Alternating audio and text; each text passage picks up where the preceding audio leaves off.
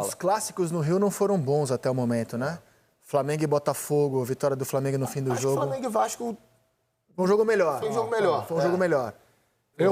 Eu ontem achei que o Ramon e o Emiliano demoraram a colocar o Adson no jogo. Também. Eu pedia um jogador de velocidade, ainda mais quando o Fluminense...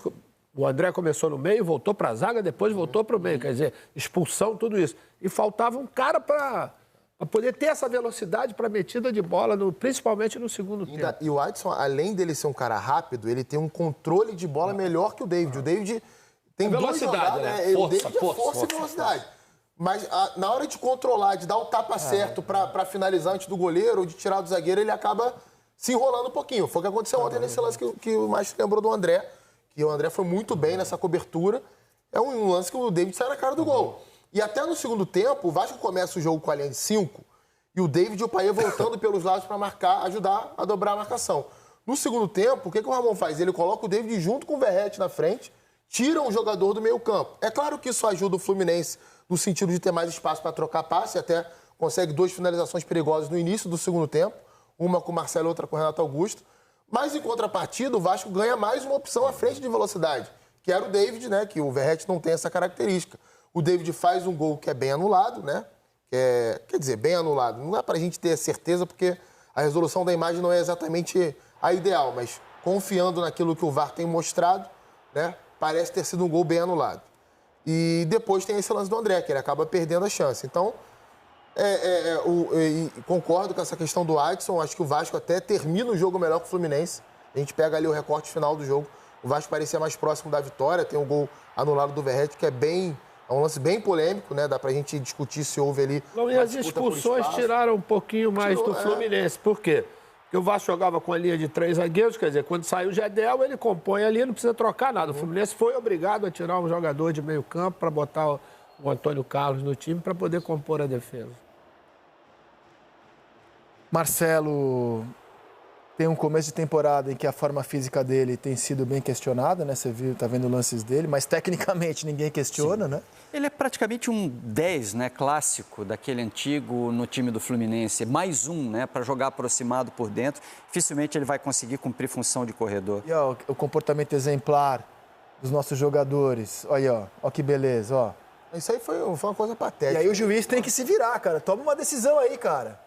E a decisão foi expulsar um de cada lado. Ainda que seja difícil ver na imagem uma razão muito clara para a expulsão do Medel, mas eu peço que você se coloque na pele do árbitro, cara. Não é fácil, cara. Ele escolheu um de cada lado. Ele estava mais exaltado ali. Ele escolheu um de cada lado. Você para o chuveiro. Exato. Ele escolheu um de cada lado. O André já estava com cartão amarelo. Se ele dá um amarelo para o André naquela confusão que é o que resulta, aquele último bolinho ali, ele expulsaria o André. Então aí tem um pacote de falta de coragem da arbitragem, falta de coragem de VAR, falta de visão dentro de campo, falta de educação dos jogadores. Esse gol foi anulado por falta do Verratti? Eu achei esse o maior absurdo do jogo. Porque o Verratti, lá no início da jogada, ele já é empurrado, os dois jogadores fazem jogo de braço, tentam se livrar um da marcação do outro e ele leva vantagem porque é mais forte. É isso aí. E aí ele domina a bola, faz. Aí sim eu acho que o Vasco foi prejudicado. Foi o maior lance da partida. Esse lance foi anulado no campo, né? Então o VAR, se pensasse como você, que é um absurdo a anulação, teria que chamar o juiz e dizer, olha... Não é um absurdo. Mas ele apita antes da bola entrar. Ele marca a falta e apita antes da bola entrar. Tanto que é um erro também. Que é um erro dele. O que é um erro de protocolo. Aí é um erro de protocolo. Apita antes da bola entrar? Apita antes da bola entrar. O que é um erro de protocolo. Você pode julgar a interpretação ou não do lance, mas o protocolo recomenda que ele deixe a jogada seguir e ele não deixou seguir, justamente para você ter a chance da revisão do VAR. Aí mas novamente nessa situação, o zagueiro, o defensor ele é tutelado, entendeu? Dificilmente ele dá algum benefício para o atacante, porque eles estão se segurando Sim. Quando a bola começa a fazer o giro para poder fazer o cruzamento, eles já estão se segurando. Confesso que esse lance eu vejo e vou mudando de opinião algumas vezes. Eu já pensei como o Lino, que achava um absurdo a anulação do gol. Já mudei de opinião, achando que pode ter sido falta do Verratti. Tenho dúvida, confesso. E você, maestro? Eu acho que ele puxa o Felipe, né? O zagueiro, antes da bola chegar, porque ele está atrás do Felipe. O Felipe já arma para dar o peixinho de cabeça para tirar.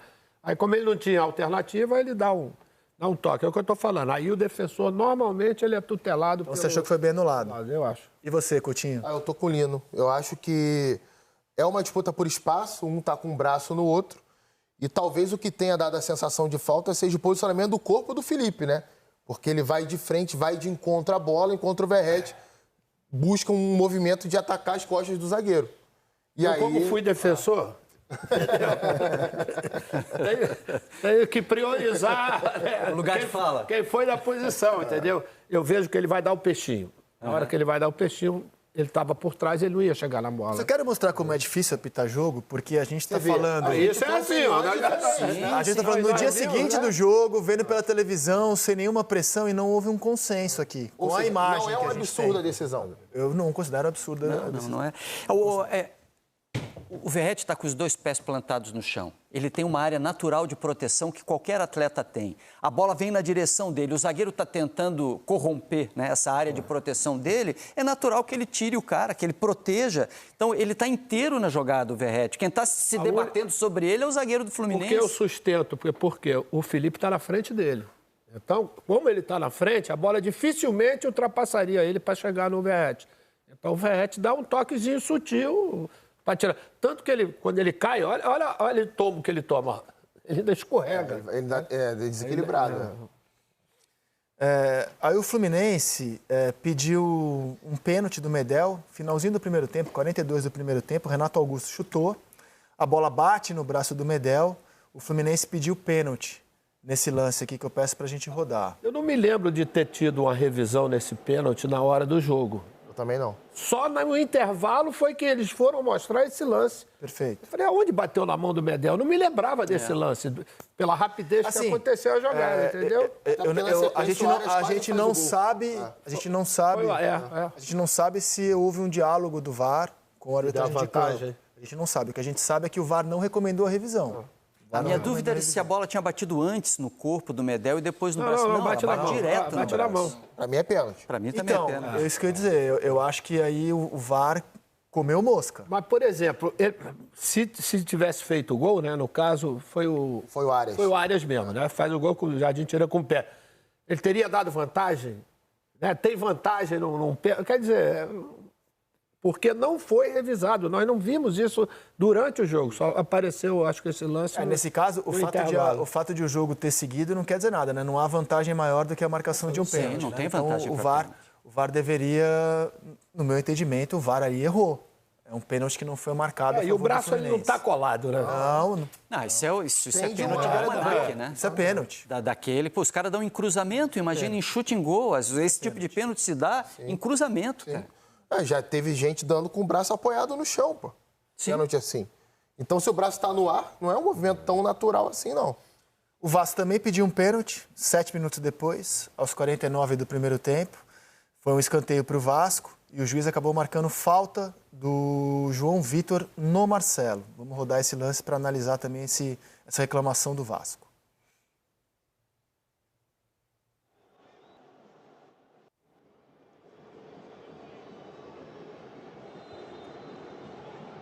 Não, essa é a do Ganso com o Verratti.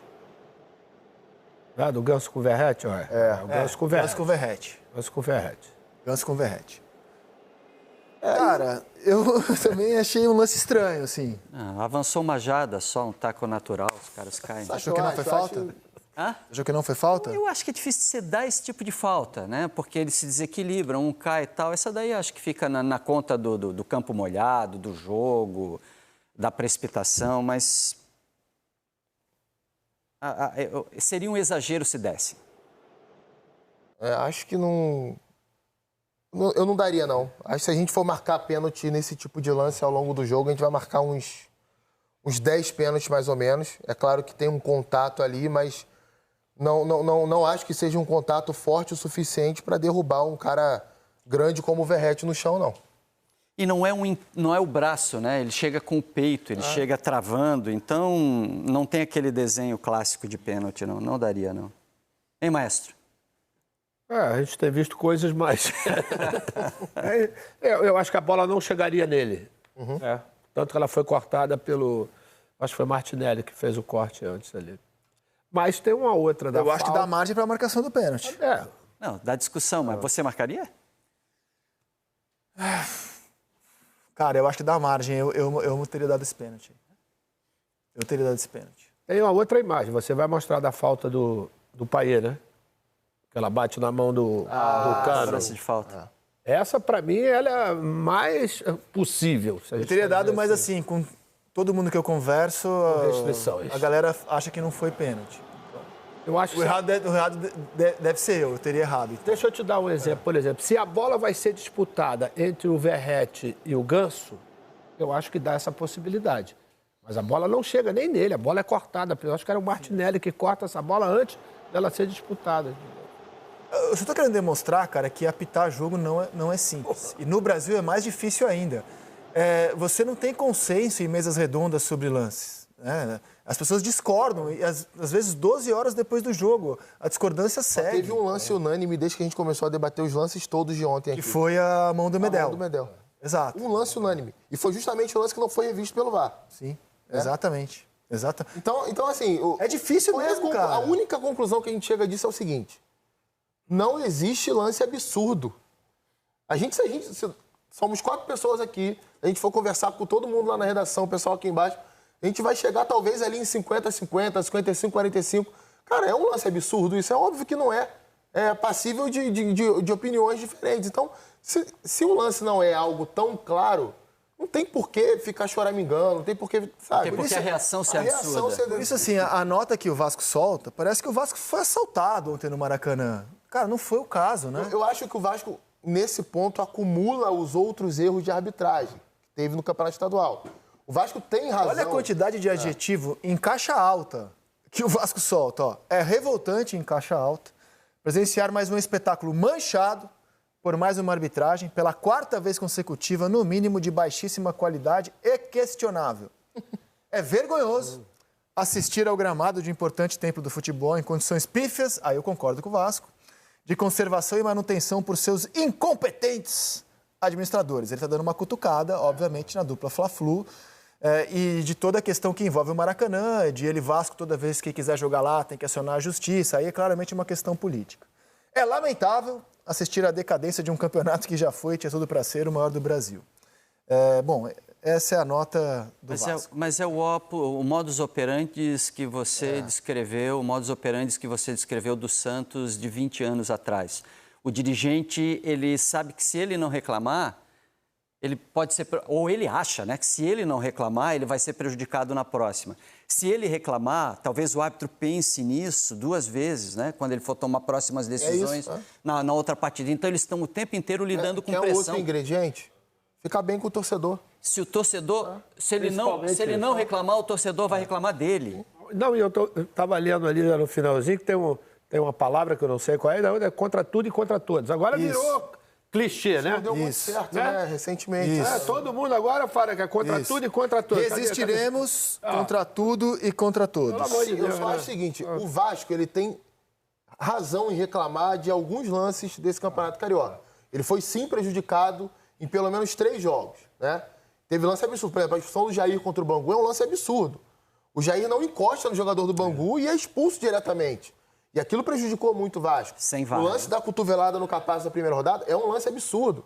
O cara dá uma cotovelada na parte de trás da cabeça do Capasso, abre aqui, tem que dar ponto e tudo. Né? O cara teve que sair do jogo. Só que você colocar no mesmo pacote os lances de ontem, sendo que o lance mais absurdo que teve ontem acabou favorecendo o próprio Vasco, que é o pênalti do Medel. Desses outros lances, eu acho que o Vasco até esvazia uma luta que ele vinha tendo contra os lances que prejudicaram ele no campeonato. É a minha opinião. Não acho que o jogo de ontem tenha tido nenhum lance... Acho que acumula uma frustração também de você criar mais chance que o adversário. Pode ser. E não ganhar. E aí você começa a buscar explicações. Poxa, joguei bem, não consegui ganhar mais um clássico. E também a própria possibilidade de ficar fora de uma parte final do campeonato, que eu acho que o peso maior é exatamente em função disso. Mas tem um ponto da nota que me pega muito, que é o seguinte. O Vasco solicita uma ação imediata, em resposta aos problemas crônicos com arbitragens questionáveis no campeonato. Qual seria essa ação imediata? Como é que você consegue resolver imediatamente a qualidade da arbitragem brasileira? As federações da CBF tem renovado o quadro de arbitragem, tem colocado gente nova. Gente nova precisa de experiência, vai errar bastante. Qual seria a ação imediata para resolver a arbitragem brasileira? Essa escala não foi uma decisão acordada entre os clubes? Foi. Eles não pactuaram e não chegaram até esse nome? Então, poxa... Realmente, eu tenho essa dúvida. O Vasco solicita uma ação imediata. Que ação imediata seria essa para resolver o nível da arbitragem do campeonato?